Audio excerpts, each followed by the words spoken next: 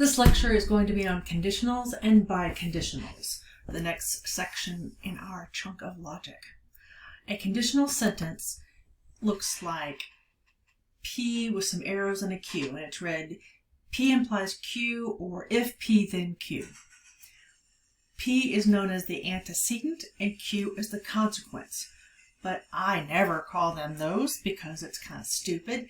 And it's easier just to say the if part and the then part, or the P part and the Q part. Antecedent and consequence.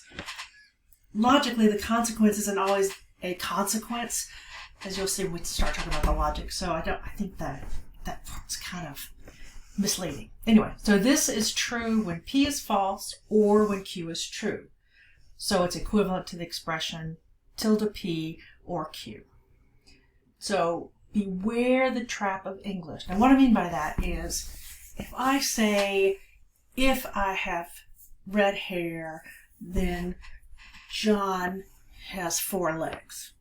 Now, clearly the color of my hair has nothing to do with John's legs, but this would be, I can't remember what I said, this would be a true statement because I don't have whatever color hair I said I had.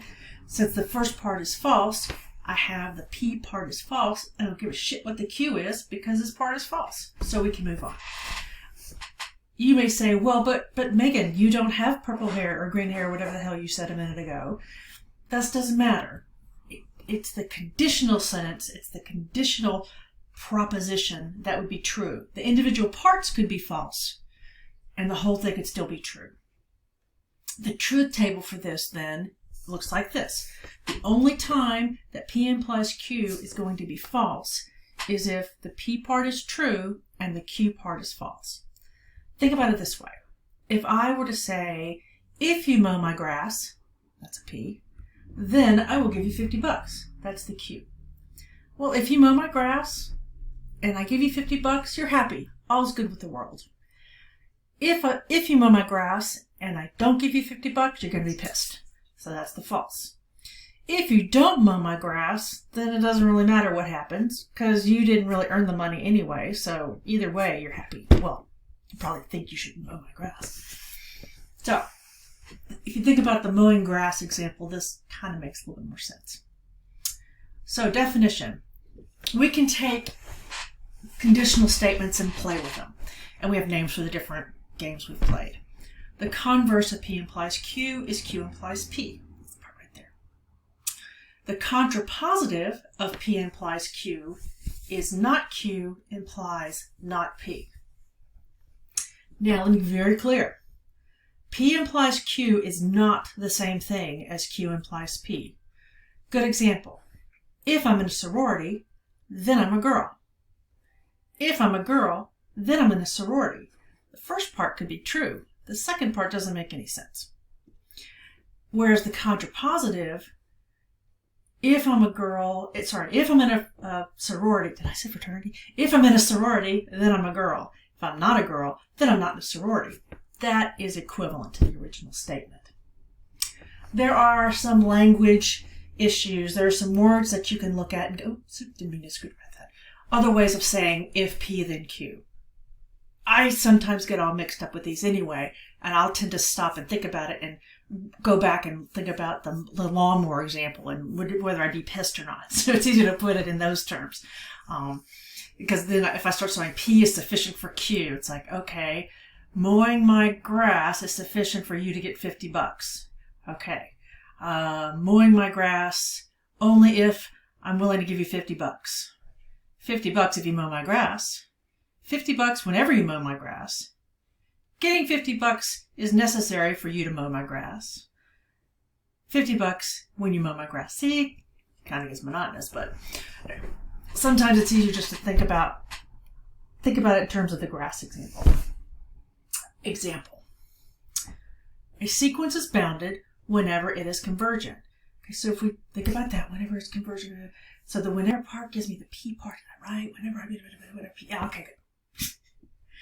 So it is convergent is the if part, is the P part, is the antecedent. Bounded is the consequence, or is the Q part. So if I were to say, so this is the same thing as saying, if a sequence is convergent, then it is bounded. where'd it go? The converse is, if a sequence is bounded, then it's convergent. The contrapositive would be, if it is not bounded, then it is not convergent. Another thing we can look at are biconditionals when they go both ways. Two propositions P and Q. We have the biconditional sentence P if and only if Q. If P then Q, and if Q then P. It means it goes both ways. This is the same as saying P equals Q in terms of logic. Other words for P if and only if Q, we have P if but only if Q. So it's kind of like all those that language we had before when they squish them together, right? So you have both terms. P is necessary and sufficient for Q. P is equivalent to Q. It's the same thing. Grocery list theorem. Not really grocery list, just a couple things. P implies Q is the same thing as not P or Q. Okay, we said that at the beginning. If I want to say P if and only if Q, that's equivalent to P implies Q and Q implies P. So if we have to prove this, which we will later on, you're going to have to do both parts.